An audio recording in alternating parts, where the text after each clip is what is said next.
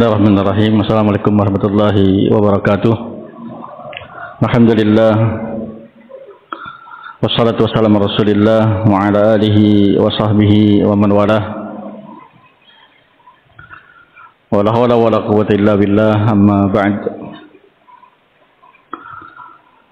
Ikhwan fillah rahimani rahimakumullah. Sebelum kita baca 2 poin lagi insyaallah, saya ingin mengingatkan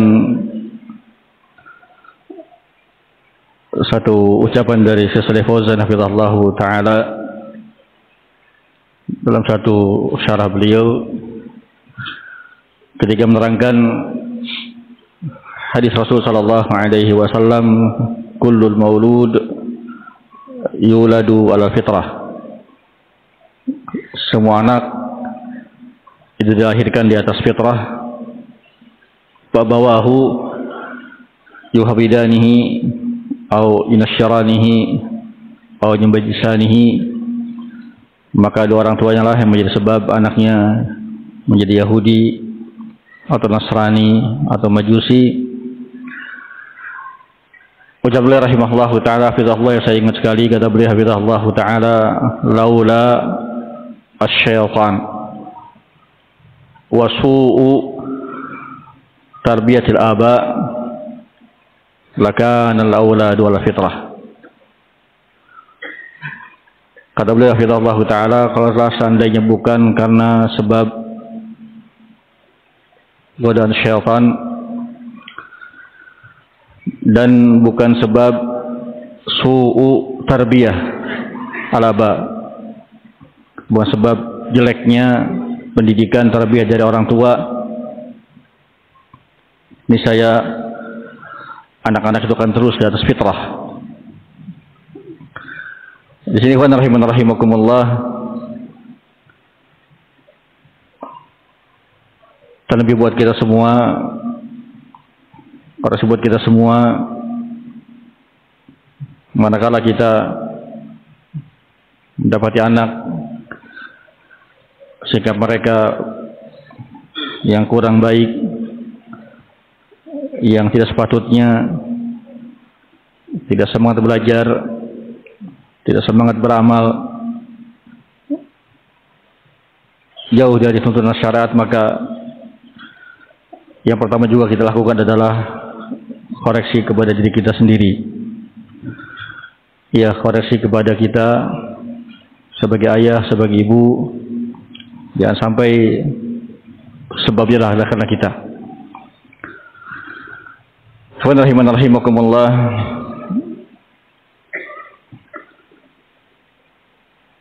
Poin yang ketiga yang disebutkan Syekh Utsaimin rahimahullahu taala yang menjadi sebab penyimpangan pada anak muda, pada remaja, kata beliau hafizahullahu taala, adalah al-ittisalu bi qaumin munharifin.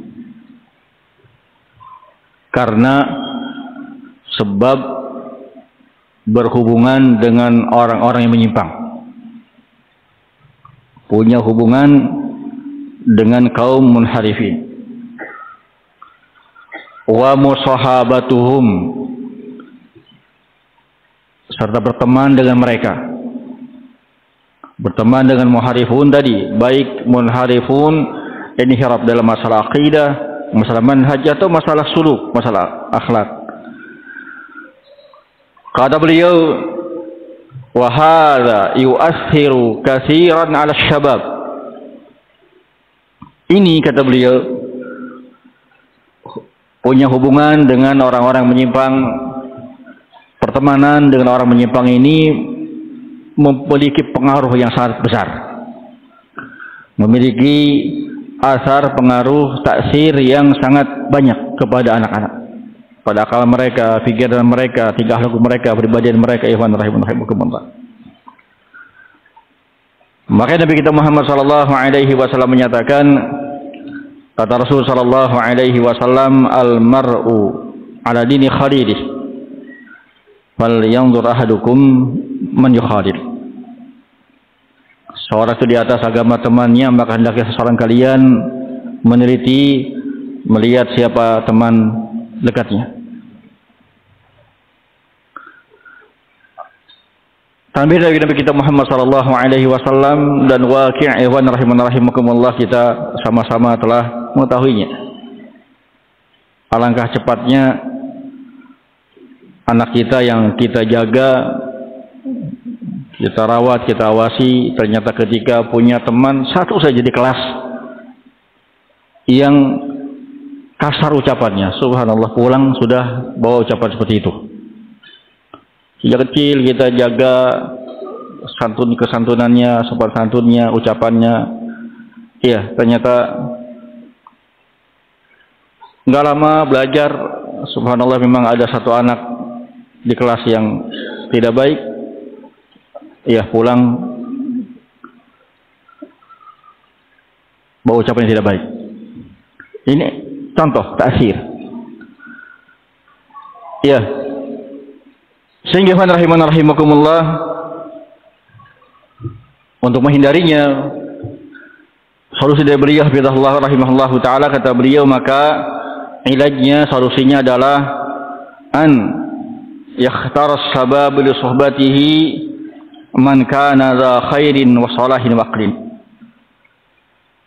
Hendaknya seorang pemuda, seorang remaja, seorang anak memilih temannya yang baik, yang soleh dan berakal.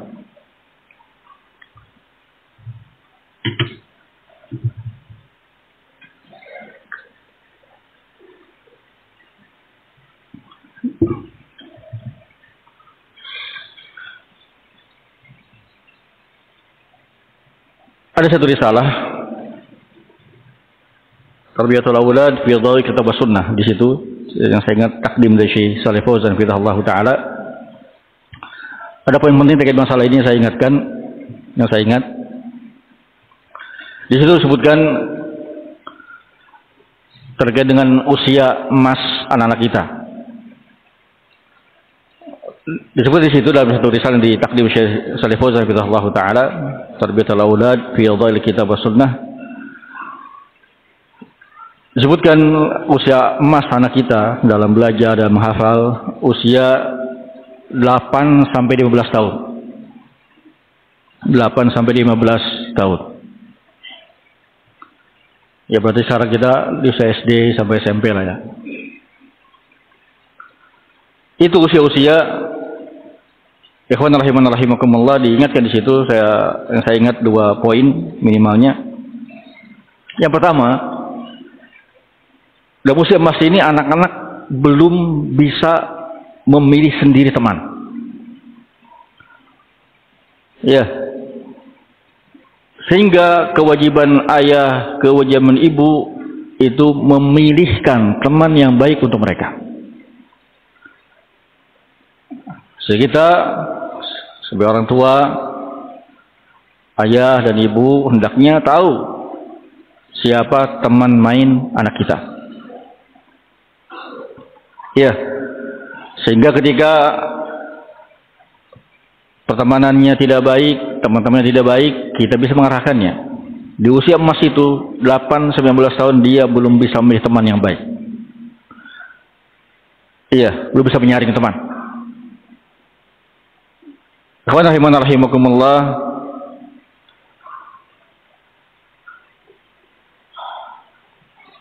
pengawasan penting. Terus para ummahat, jadilah seperti Ummu Sulaim radhiyallahu anha. Di antara keteladanan amalan soleh seorang ibu, Ummu Sulaim membawa anaknya Anas ke Rasulullah untuk menjadi khadim Rasulullah, sehingga mengambil banyak ilmu adab dari Rasulullah SAW. Di antara tauladan yang perlu diingat oleh para ummahat adalah bagaimana riayah Ummu Sulaim kepada putranya Anas bin Malik radhiyallahu anhu. Walaupun beliau yang datang membawa agar Anas menjadi khadim Rasulullah, ya Rasulullah hada Unais yakhdumka. Walaupun beliau tinggal di generasi emas, khairul qurun, generasi sahabat. Tapi para ummahat dan ikhwan semua rahiman rahimakumullah, ketika di satu waktu Anas bin Malik radhiyallahu anhu pulang terlambat. Tidak seperti biasanya, pulang terlambat. Saya ulangi, padahal beliau tahu Anas itu menjadi khadim Rasulullah dan beliau yang mengajak. Yang kedua, tinggal di generasi masyarakat terbaik, sahabat. Tapi ketika terlambat pulang, tidak dibiarkan. Beliau menegur Anas, kenapa terlambat pulang? Ini as-salihah. Akhirnya Anas cerita, kenapa sebab terlambatnya, kata beliau, ba'athani Rasulullah sallallahu alaihi wasallam fi hajatin. Rasulullah sallam ya mengutusku dalam satu hajatnya, kebutuhannya. Saudaranya kedua, ketika anaknya cerita beliau diutus Rasul satu hajat, Muslim tanya, apa hajatnya? Kata beliau radhiyallahu anhu, kata Anas, innaha sirrun, itu rahasia. Ini tarbiyah kedua, bagaimana ibu mendidik anaknya, bukan fuduli, bukan ingin tahu, udah cukup buat ibu aja, yang lain apa enggak, tidak. Ketika dikasih tahu itu rahasia, beliau menambah pesan kepada anaknya, la tubshiyanna sir Rasul sallallahu alaihi wasallam ahada. Jangan kamu bongkar, jangan kamu sampaikan kepada seorang pun rahasia Rasul sallallahu alaihi wasallam. Sehingga ketika meriwayatkan hadis ini, Anas berkata kepada muridnya, termasuk asbatun nas, alzamun nas, yang paling dekat dengan beliau, Thabit Bunani. Kata Anas kepada Thabit Bunani, ya Thabit, kalau seandainya aku kabarkan berita ini, hajati kepada seseorang, la akhbartuk. Walaupun murid terdekat, ini rahasia, tidak disampaikan oleh beliau kepada Thabit Bunani radhiyallahu anhu. Ya, riayah. Para orang tua, para aba, para ibu, jangan sampai kita terjatuh seperti yang diperingatkan dengan keras oleh Syekh Muqbil rahimahullahu taala. Syekh Muqbil rahimahullah dalam satu nasihat beliau, nasihat lil aba wal ummahat, nasihat bil ummahat, kalau tidak salah di kumpulan di kitab Al-Musharrah itu nasihat tersebut. Di antara yang beliau ingatkan kepada para awal umat kita semua, kata beliau, banyak para orang tua, banyak para bapak, para ibu, itu tidak perhatian kepada anak-anaknya. Enggak ada riayah, enggak ada muraqabah, enggak ada pengawasan. Kata beliau rahimahullahu taala, dia perlakukan anaknya seperti hir. Kata beliau, la aqulu al-ghanam. Dia perlakukan anaknya seperti kucing, bukan kambing, kucing. Kata beliau, kalau kambing masih dicari kalau nggak pulang. Kucing, kapan masuk rumahnya, kapan keluar rumahnya, nggak peduli. Iya, ini teguran kasih beliau rahimahullah ta'ala. Kita harus tahu sebagai ayah, sebagai ibu, aktivitas anak kita, pulang sekolah jam berapa, ya berangkat lagi jam berapa, harusnya pulang nyampe rumah jam berapa. Sehingga tadi, saya ulangi tadi, Anas bin Malik radhiyallahu anhu itu dibawa oleh ibunya ke Rasulullah. Ya Rasulullah, hada unais yakhdumka. Berarti dengan Rasulullah berkhadib. Beliau tinggal di masyarakat terbaik, khairul qurun, khairun nas, qarni. Kira sahabat. Tapi ketika pulang terlambat, tahu kapan waktu terlambat. Jadi tegur, tidak dibiarkan. Kenapa terlambat? Pernahkah kita, bapak atau ibu demikian? Anaknya harusnya pulang 4:30, mau maghrib nggak ada di rumah. Kamu dicari atau enggak? Iya. Kalau nggak dicari minimalnya kalau pas pulang tanya, kemana kamu kok maghrib baru pulang? Jangan-jangan nggak ada perhatian. Akhirnya berulang. Akhirnya besok maghrib nggak pulang sampai isya.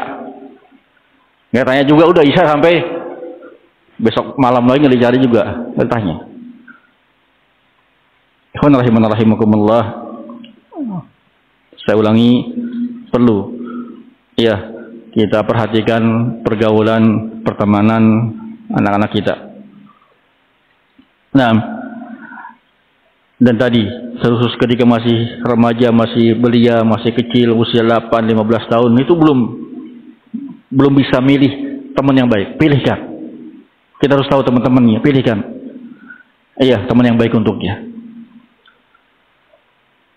Rahimakumullah.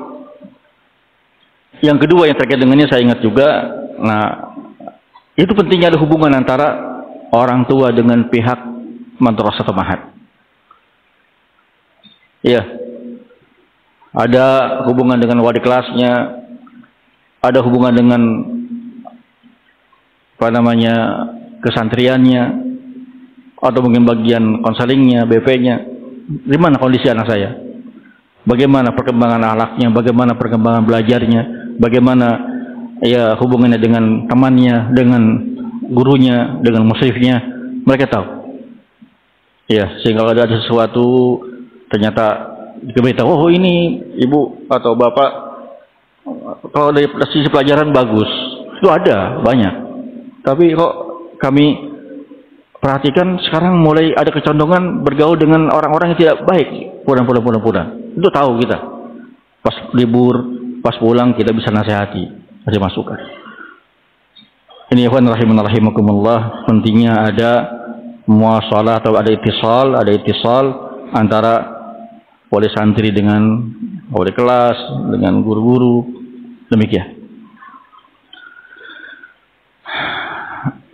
Nah, ikhwan rahimakumullah, mudah-mudahan di sini tidak ada.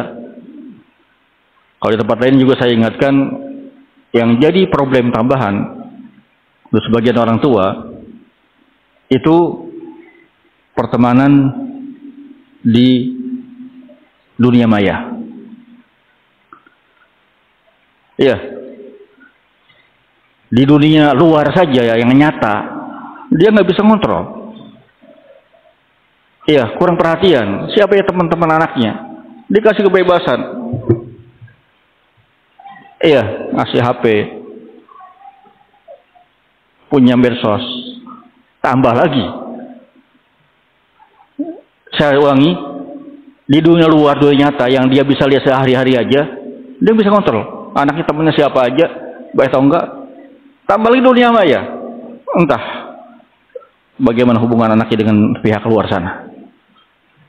Iya, maka ikhwan rahimakumullah harus kita perhatikan. Iya, dilihat tidak semua orang, tidak semua anak. Alhamdulillah sampai sekarang anak-anak saya di rumah tidak.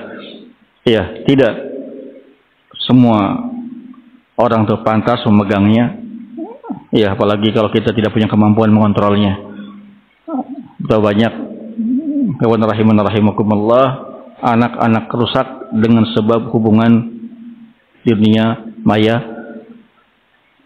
orang tua tidak sadar.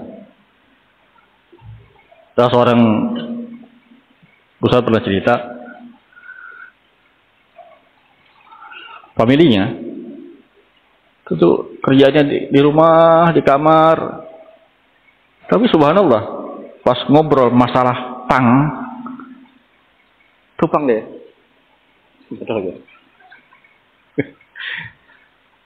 Ternyata dia termasuk anggota pang pasif di rumah. Dari mana ini? Besok. Orang tuanya nggak paham, nggak sadar, subhanallah, kegiatan anaknya ternyata nggak nyadar. Anaknya sudah baiat ke kelompok sana di luar sana. Kok anak sudah bahasa Arab ya? Sudah bisa baiat, sudah bisa bikin macam-macam. Belajarnya ternyata di YouTube. Hubungannya langsung, bukan dengan bukan dengan jaringan nasional, dengan internasional langsung. Iya, sebabnya tadi itu kurangnya pengawasan. Iya, pentingnya muraqabah kita kepada anak kita, rahimakumullah. Sehingga sekali lagi kita sebagai ayah, sebagai ibu harus punya kontrol, memperhatikan teman-teman anak kita. Kita yakini ucapan Nabi kita Muhammad sallallahu alaihi wasallam apa tadi? Kata Rasulullah, al-mar'u ala dini khalilih wal yanzur ahadukum man yukhalil. Rahimakumullah. Kemudian yang terakhir yang saya bacakan di antara yang beliau sebutkan rahimahullahu taala juga adalah terkait dengan pentingnya pengawasan kita. Di antara sebab penyimpangan anak-anak juga adalah qiraatu ba'dil kutubil haddamah, membaca sebagian kitab-kitab, buku-buku yang merusak, menghancurkan agama, merusak agama, akidah, akhlak anak.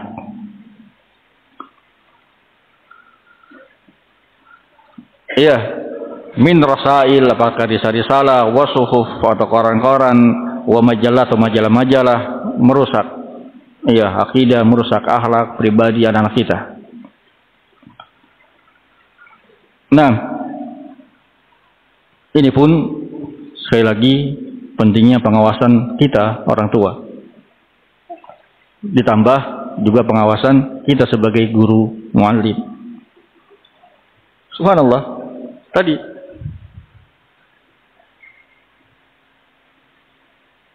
bahaya teman yang jelek, bahaya adanya orang yang tidak baik, itu memang pengaruh besar. Ditambah dengan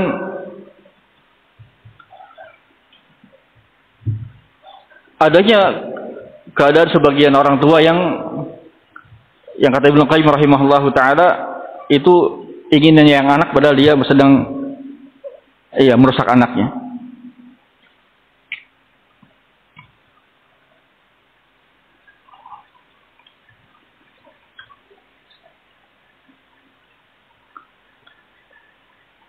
Rahimakumullah.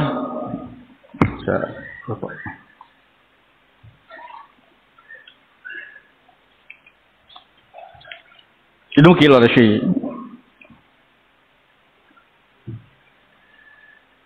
Bukhari hafizahullahu taala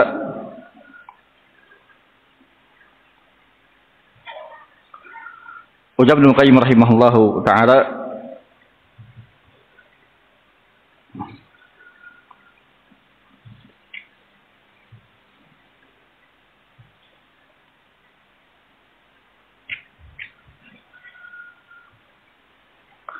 kata beliau, wa aktsarul auladi, kebanyakan anak-anak, innama jaa fasaduhum, hanyalah datang kerusakan kepada mereka, min kibaril aba, dari arah orang tuanya. Tadi saya awal disebutkan di awal, kata Rasul sallallahu alaihi wasallam, kullul maulud yuladu ala fitrah, semua anak dilahirkan dari fitrah. Fa abawahu yuhawidanihi aw yunassiranihi aw yumajjisanihi. Orang tua punya peran yang sangat, kata Syekh Shalih Fauzan, kalau bukan sebab syaitan dan jeleknya tarbiyah orang tua, anak akan terus di atas fitrah. Syaitan terus berusaha menyesatkan Bani Adam dan adanya tarbiyah yang jelek dari orang tua. Sehingga saya ulangi, ketika ada sesuatu yang tidak baik pada anak kita, kita pun perlu koreksi diri. Kata Ibnu Qayyim rahimahullahu taala, wa aktsarul aulad innama jaa fasaduhum, datangnya kejelekan pada mereka, min kibaril aba wa ihmalihim lahum, karena menelantarkan anak. Ihmalihim lahu, ihmal al aba di waladi, diumbar, biarin sudah. Iya, tidak kontrol. Mau baca apa silakan. Mau dengerin apa silakan. Dia tidak berpikir akibat anaknya kalau baca ini bagaimana. Iya. Bahkan kata Ibnu Qayyim rahimahullah, wa katsir minal aba, kebanyakan orang tua itu menganggap dia sedang menyayang anaknya, padahal dia sedang merusak anaknya. Dia menganggap sedang memuliakan anaknya, padahal dia sedang mencelakakan anaknya. Apa yang diinginkan anaknya dikasih. Datang ke Gramedia, datang ke toko buku umum misalnya, ingin baca-baca ini. Padahal isinya ya subhanallah, isinya kekufuran, isinya cerita-cerita fiktif, cerita yang harusnya disibukkan anaknya baca sirah Rasul, sirah sahabat, sibuk dengan gambar-gambar kartun, gambar-gambar apa yang isinya fiktif, isinya makan merusak. Kajuk di situ, dibawa ke pondok, ke madrasah, dipinjemin, berpindah, merusak yang lain. Ya, ini pentingnya pengawasan kita sebagai orang tua. Ini juga, dan itu wakil terjadi. Ya, saling tukar munaker bacaan yang tidak baik itu ada. Tidak boleh dipungkiri. Kalau kita tidak kontrol, kita tidak tahu. Yang akhirnya mungkin tadi saya baca, disebutkan tadi oleh Ibnu Utsaimin ketika menjelaskan masalah pemuda tadi itu ada 3, pemuda yang istiqomah, pemuda yang menyimpang, pemuda yang bingung itu. Nah itu, pemuda yang bingung itu sebabnya tadi itu. Dengar subah-subah cerita-cerita dari yang samping, yang sudah munharif, sesuatu yang kayaknya mengenakan. Di antara tadi bacaan-bacaan yang zen. Oh ini baca ini mah bosan. Ini baca ini nih, ada gambarnya zen. Padahal isinya merusak. Ditambah lagi ikhwan rahimakumullah, saya ulangi. Iya, bacaan-bacaan yang bukunya fisik, majalahnya yang ada, lembarannya, bukunya kita lihat, itu aja kita susah untuk kontrol. Sebagian kita malas untuk ketika anaknya pegang sesuatu, diambil, apa sih isinya? Iya. Ketika anak bawa lembar sesuatu, nggak mau peduli, bawa apa dia anaknya? Itu ada fisiknya. Apalagi kalau beri kebebasan dunia maya, masuk website entah siapa, ternyata website dikirim link jaringan internasional, berhasil dites, masuk lagi ke jaring lebih tinggi, jaring akhirnya baiat tadi itu. Ternyata website takfiri dia masuki. Iya, atau website yang mengandung syahwat, yang menggoda syahwat dia. Ikhwan rahimanallah, maka sekali lagi ini pentingnya kita perlu mujahadah. Saya ingin selain kita banyak tentunya tadi mengetahui bagaimana keadaan anak kita, ada hubungan dengan mereka. Nah, ketika kita sudah tahu, ternyata subhanallah, saya dekat dengan mereka, saya melihat keadaan mereka, ternyata ada beberapa poin yang tidak baik. Maka ikhwan rahimakumullah, poin-poin yang tidak baik atau yang dianggap bisa jadi sebagai penyimpangan pada anak, itu sebelum kita poniskan ke anak-anak kesalahan tersebut, yang saya inginkan adalah kita ada koreksi juga ke dalam. Kita sebagai orang tua juga ada koreksi. Ya, jangan sampai dengan sebab kekurangan kita tadi mereka terjerumus dalam hal itu.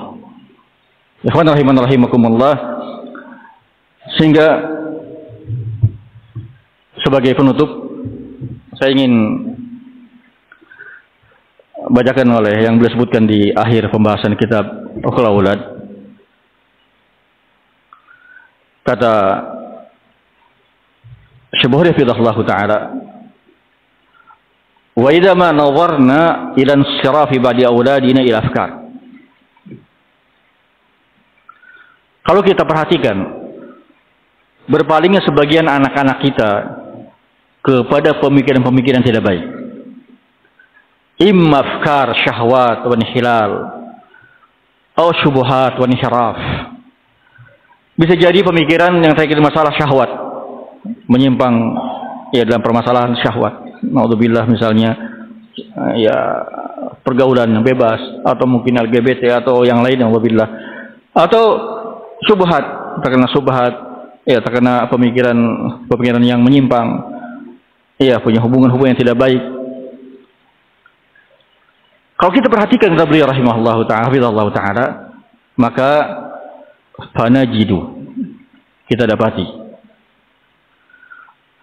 anna min akbaril asbab, bahwasanya di antara sebab yang terbesar adalah huwa adamur ri'ayatil usriyah minal abawai, kurangnya pengawasan keluarga dari pihak orang tua.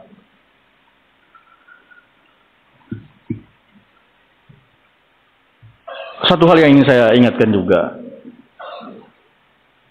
sebagai nasihat buat saya dan semua, sebagian orang tua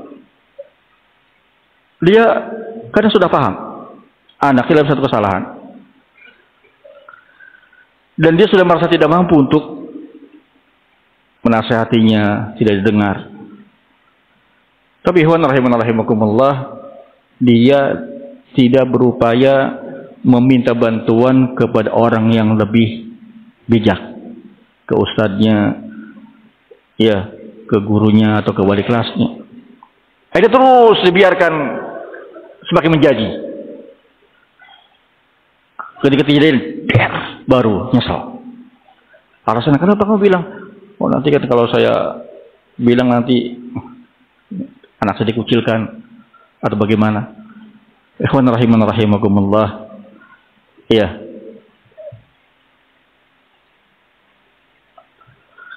Yang pertama, berupaya dekat dengan anak. Yang kedua, ketika mendapati pada anak kita sesuatu yang tidak baik, segera berupaya perbaiki.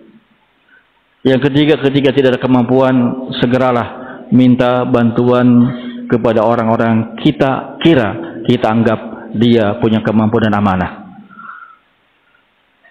Iya, kita harus husnudzan, baik sangka kepada guru kita. Mereka tidak akan menyebarkan aib kita, aib anak kita. Iya. Rahimakumullah, saya ulangi kata beliau, kalau kita perhatikan penyimpangan yang ada pada sebagian anak, masalah subhat, masalah syahwat, itu sebab terbesar yang kata Sahih Bukhari adalah karena sebab kurangnya atau di sini adam, tidak adanya perhatian keluarga dari abawain, dari orang tua, ibu dan bapak. Yang kedua, wal qiyam bihukil abna, dan kurangnya dia menunaikan hak anak-anak.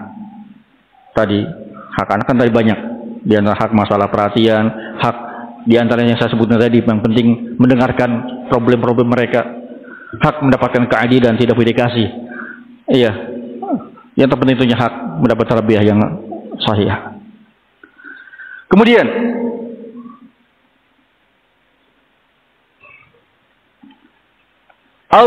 tidak saya baca semua. Atau yang kedua, an yakunal aba'u adan hirafin aslan fayansa'u auladuhum mislahum. Atau yang kedua, memang orang tuanya memang yang menyimpang. Iya, faqidu syai' la yu'ti. Orang nggak punya apa-apa nggak bisa memberi. Misal ingin anaknya rajin belajar, orang tuanya nggak rajin belajar, gimana nggak? Ingin anaknya rajin ibadah, taat ibadah, jamaahnya, orang tuanya juga malas-malasan berjamaah, ibadah. Faqidu syai' la yu'ti.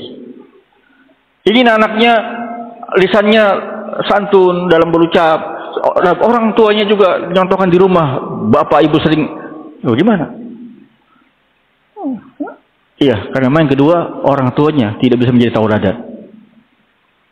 Ini yang kedua. Ikhwan rahimakumullah. Kemudian yang ketiga bisa jadi ini yang terjadi pada sebagian orang, Kata beliau, "Au annahu la yakunu kadzalik." Atau bukan sebab itu. Poin pertama enggak. Alhamdulillah ayah ibunya sangat perhatian. Alhamdulillah ayah ibunya sangat perhatian, sangat berusaha memenuhi hak anaknya. Yang kedua juga enggak. Alhamdulillah ayah ibunya menjadi tauladan yang baik. Tauladan belajar dalam beramal dalam ibadah. Tapi tetap anaknya juga enggak baik.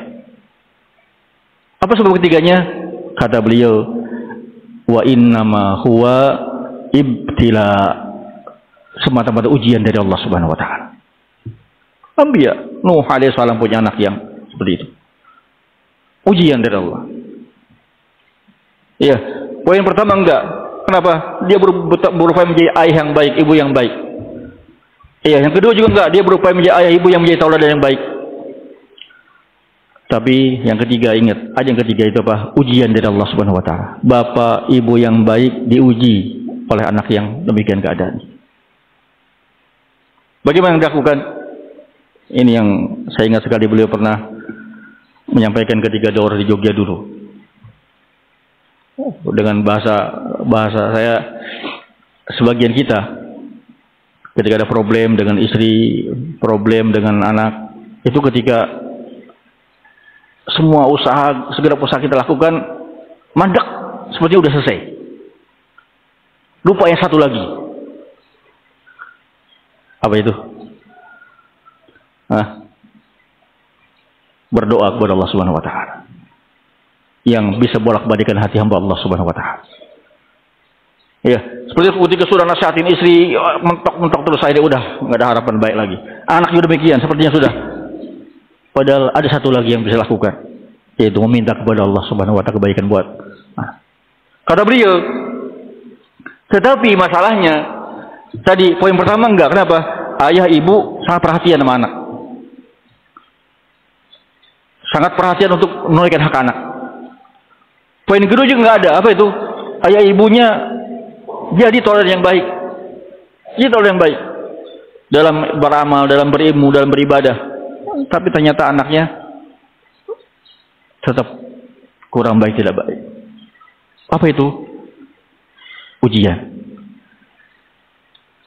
Masalahnya kata beliau, walam yastaghilla fid du'a bi dhahril ghaib.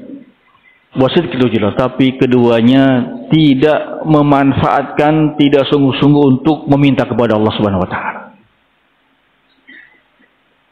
Ketika udah ujian gitu aja, nggak ada upaya untuk selesai. Ada banyak meminta, cari waktu-waktu mustajab, di tengah akhir malam, di waktu sujud, minta agar anak saya dirubah menjadi anak yang saleh.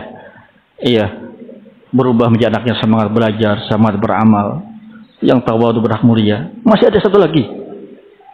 Kata beliau, masalahnya keduanya tidak memanfaatkan waktu berdoa kepada Allah ketika bidhahril ghaib, ketika dia sedang tidak bersama anaknya. Iya, dia tidak benar-benar jujur kepada Allah, kembali berharap kepada Allah untuk kebaikan anaknya. Ini rahimakumullah, kesimpulannya. Ketika ada kita lihat kurang baik pada anak kita, ingat tiga ini. Yang pertama, koreksi. Apakah kita sudah menjadi ayah, ibu yang benar-benar menjaga, memperhatikan anak? Kalau belum, perbaiki. Apakah saya sebagai ayah atau ibu yang sudah menunaikan hak-hak anak dengan baik? Kalau sudah, alhamdulillah. Kalau belum, segera tunaikan. Yang pertama. Yang kedua, apakah saya sudah menjadi ayah yang bisa menjadi tauladan buat anak? Kalau sudah, alhamdulillah. Kalau belum, jadilah tauladan yang baik. Kata Syekh Hafizahullah Ta'ala, faman aradan najah liabnaihi wa banatihi, barang siapa yang ingin keselamatan buat anak-anak putra dan putrinya, falyakun qudwatan salihatan, jadilah qudwah yang salihah, jadilah tauladan yang baik buat mereka. Dalam ucapan dari kata beliau hafizahullah taala, la yumkin, artinya tidak mungkin anak itu mau baik ketika ngelihat orang tua tidak baik. Li'annal aulada jubilu ala taqlidi abaihim syal ibnu amlam al-risa. Karena kenapa? Karena anak-anak itu memang kodratnya ingin niru bapaknya, orang tuanya. Ya, kalau ingin anaknya baik, bapaknya contohkan yang baik. Karena kodrat tabiat anak itu mengikuti orang tuanya. Sehingga yang kedua tadi, ketika anak kok begitu lakunya, kok seperti ini perbuatannya, koreksi, apakah saya sudah menjadi saudara yang baik atau belum? Iya, malas-malasan belajar, nggak sama belajar, koreksi, saya bagaimana? Oh, saya alhamdulillah semangat belajarnya. Berarti alhamdulillah tidak, itu bukan dari saya tidak kasih contoh yang tidak baik. Nah, kalau ikhwan rahimakumullah sudah alhamdulillah. 1, 2 sudah terpenuhi. Tapi kok anak saya masih begini ya? Iya, masih tidak baik. Bagaimana? Ada yang ketiga, mungkin itu ujian dari Allah Subhanahu, ujian dari Allah. Kalau ujian dari Allah Subhanahu wa taala, jangan putus asa. Masih ada juga usaha yang kita lakukan, ya apa? Berdoa kepada Allah Subhanahu wa taala. Berdoa kepada Allah Subhanahu wa taala agar mereka menjadi anak yang saleh, ya, dikembalikan kepada akidah yang sahihah, akhlakul karimah. Wallahu a'lam bishawab. Ikhwan rahimakumullah.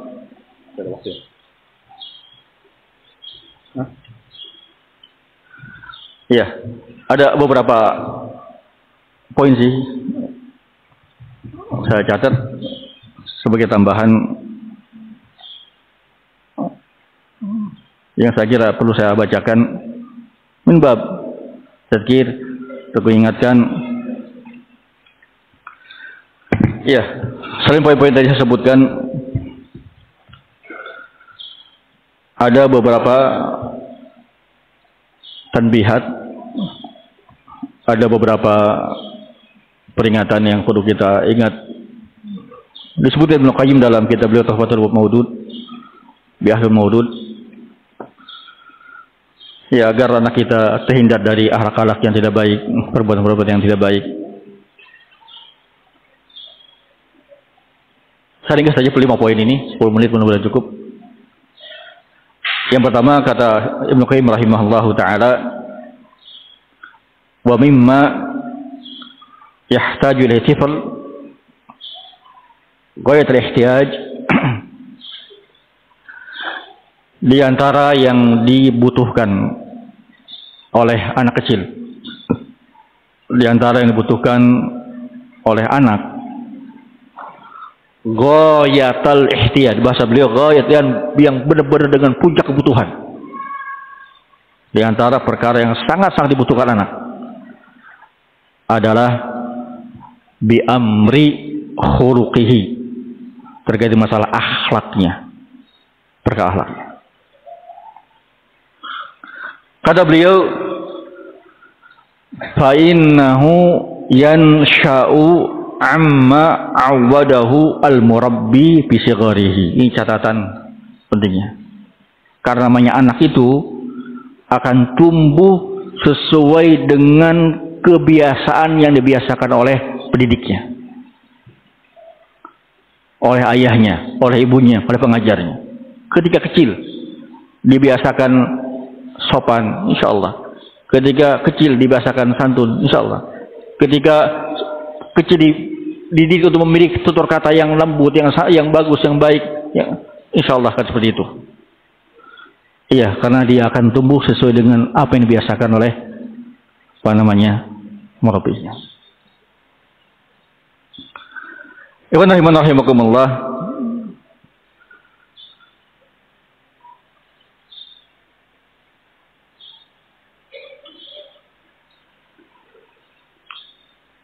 Yang kedua, sebenarnya lanjutan dari itu, lanjutannya beliau sebutkan kenapa penting. Karena kalau sejak dini, sejak kecil dia dibiasakan yang jelek-jelek, itu nanti susah ketika besar berubah. Itu sudah ada ucapan beliau. Yang kedua, kata beliau Allah Ta'ala, wa kadzalika.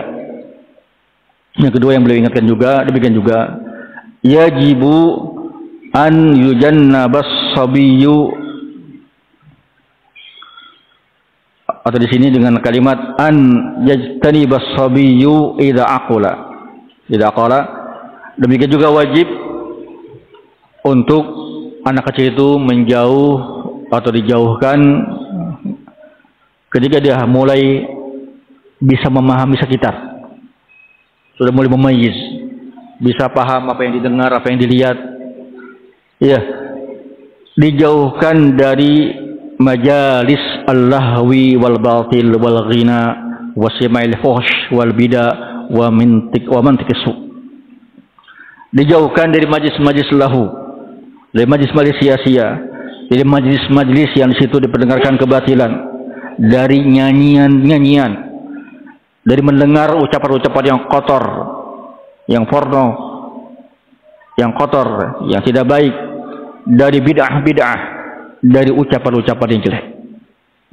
Ketika mulai anak kita, iya, udah bisa niru, iya, apalagi sudah memayyiz, jauhkan itu semua, jauhkan. Kata beliau, kenapa? Fa innahu idza aliqa bi sam'ihi asra alaihi mufaraqatu fil kibar.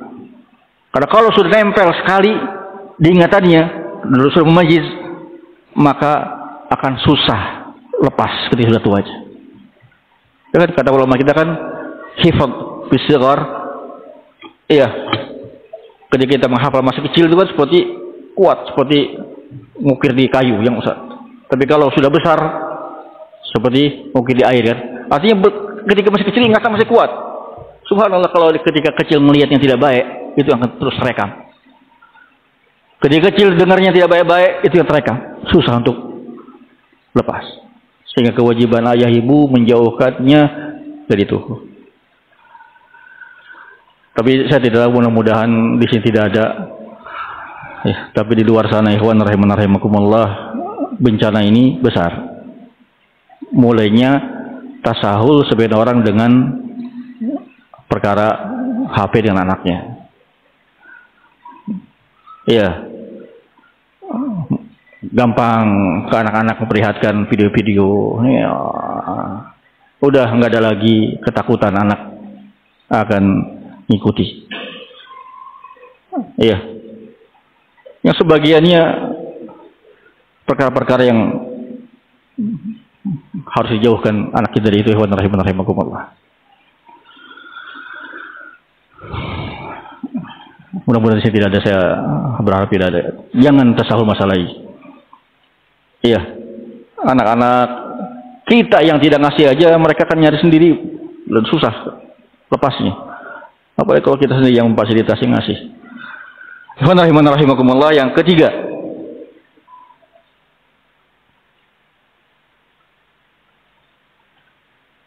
kata beliau, wa yujannibuhu al-kadhiba wal khiyanata a'zama mimma yujannibuhu summa naki'. Dan juga jauhkan dari anak-anak kebiasaan dusta. Jauhkan dari anak, ya, perbuatan dusta, perbuatan khianat, lebih dari menjauhkan dia dari racun yang mematikan. Ini racun nih, dusta. Kita nggak mau anak kita minum baygon, maka jauhkan dia dari sejauh-jauhnya. Iya, lebih jauh daripada racun baygon dan lain tadi. Jauhkan anak kita dari dusta dan khianat, melebihi usaha kita menjauhkan dia dari perkara-perkara, dari racun-racun bisa membinasakan. Kenapa kata beliau? Fa innahu mata sahula alaihi sabilul kadzib wal khianah. Kapan saja anak merasa enteng dusta dan khianat, afsada alaihi sa'adatad dunya wal akhirah. Ia akan merusak kebahagiaan dunia dan akhirat dia. Iya, Kalau dia sudah merasa gampang, merasa enteng dusta, berkhianat, akan merusak dunia dia dan akhirat dia. Nah, yang kemudian yang keempat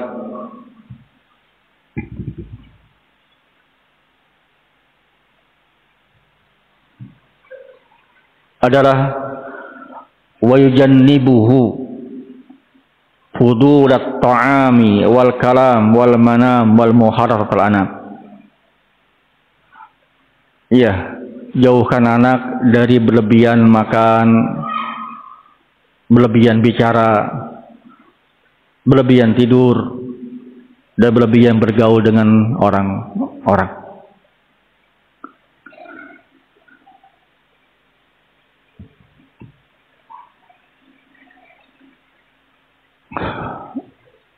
Yang terakhir,